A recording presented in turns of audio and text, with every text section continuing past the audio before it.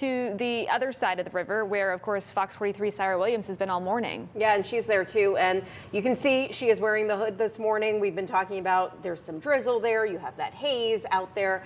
All of that kind of maybe impacting the recovery efforts. But Sarah, we also know that as all of this is going on, as we wait to hear any update from officials, the people who are really impacted are the families of those people they are still searching for and the community members who are going to be living with this.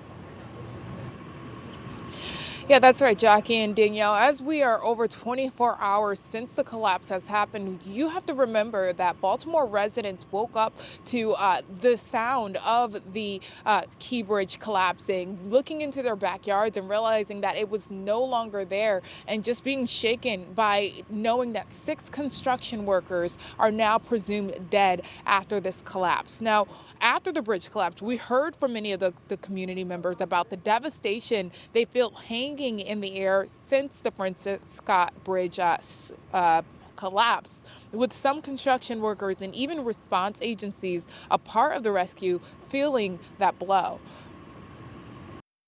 Recently, I was moved to the morning shift and they stayed on the night shift, so I could have been with them at that time. They were fathers and brothers. They were cousins. They were sons.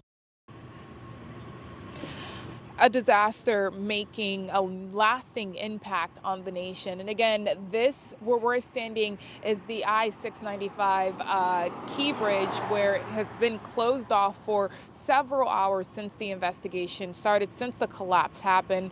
We were heading down from York, Pennsylvania, and even then detours were put into place, road closures were put into place. Many people, as well as traffic from people taking alternate routes, have been what a lot of people have been running into. So as this investigation continues, as this recovery effort is ongoing, the lasting impact here made in Baltimore will be everlasting. And Tyra, as you were speaking there, we saw a couple of vehicles come behind you. What have you been seeing there when it comes to emergency personnel? Has there been activity of cars moving in and out of there, or not really?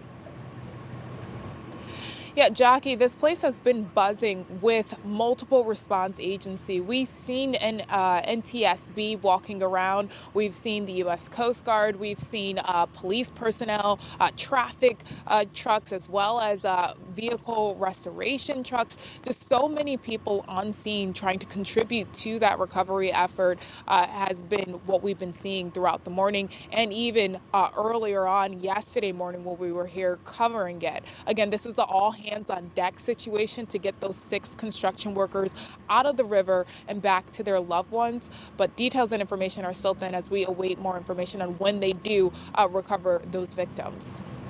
Sarah, thank you so much. Of course, we'll continue to keep people updated on Air and Online as soon as we get those